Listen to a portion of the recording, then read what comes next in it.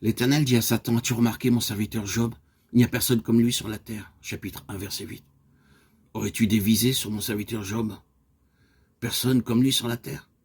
Ceci veut-il dire que Job avait atteint le plus haut développement spirituel et qu'il surpassait tous ceux de ses contemporains qui servaient le Seigneur par l'intégrité de son cœur et de sa vie? À lui, mieux qu'à tout autre, pouvait donc être confié le ministère de la souffrance, afin que fussent manifestées dans sa vie les voies de Dieu, pour l'enseignement de tous ceux qui, au cours des siècles, seraient appelés à passer par la fournaise de l'épreuve.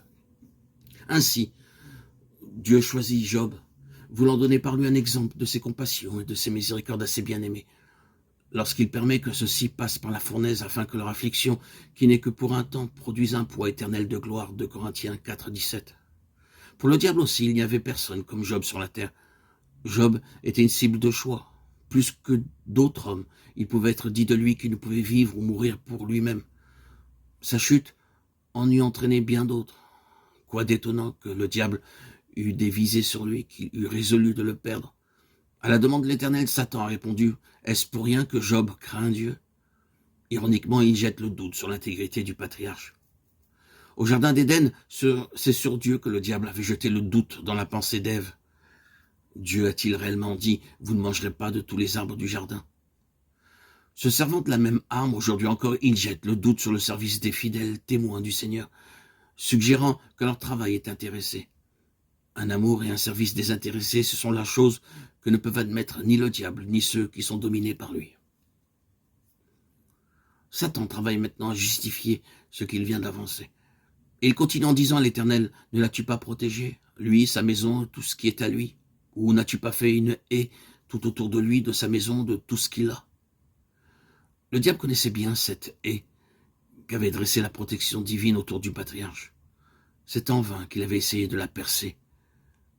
Quel réconfort pour le cœur fidèle! La haie n'entoure pas seulement celui qui prie, mais aussi sa maison et tout ce qu'il a. Tu as béni l'œuvre de ses mains, et ses troupeaux couvrent le pays. Il était facile, en somme, de vérifier si l'intégrité et l'amour de Job pour Dieu étaient désintéressés et véritables. L'Éternel connaissait le cœur de son serviteur et savait s'il était absolument pur. Mais qui d'autre pouvait croire à l'intégrité de Job comblé de biens et de bénédictions? Mais, étends ta main, touche à tout ce qui lui appartient, et il te reniera en face. 1:11. Ce défi de l'adversaire était-il en son cœur lorsqu'il se présenta dans l'assemblée des fils de Dieu? Satan était certain que si Dieu enlevait la protection de Job, dont Job était entouré, ce prétendu saint homme se rebellerait contre Dieu, comme il avait fait lui-même autrefois lorsqu'il avait voulu élever son trône au-dessus des étoiles de Dieu, lorsqu'il avait osé dire « Je serai comme le Très-Haut ». C'est alors qu'il avait été rejeté. Si lui qui avait été parfait en beauté, lui, Lucifer, Satan, fils de l'aurore, s'il avait perdu son premier état, s'il était devenu l'ennemi déclaré du Tout-Puissant, pourquoi considérerait-il comme impossible de faire tomber ce fils d'Adam, ce membre d'une race déchue? L'intégrité de Job était insupportable pour le diable. L'assemblée des fils de Dieu a entendu le défi lancé contre l'homme dont l'Éternel a loué la piété et l'intégrité. Le diable a jeté le doute sur la parole de Dieu.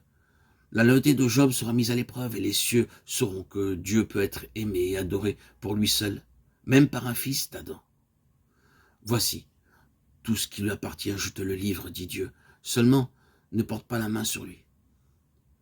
Avec joie, Satan vit lever la barrière dont il se plaignait, et il se retira.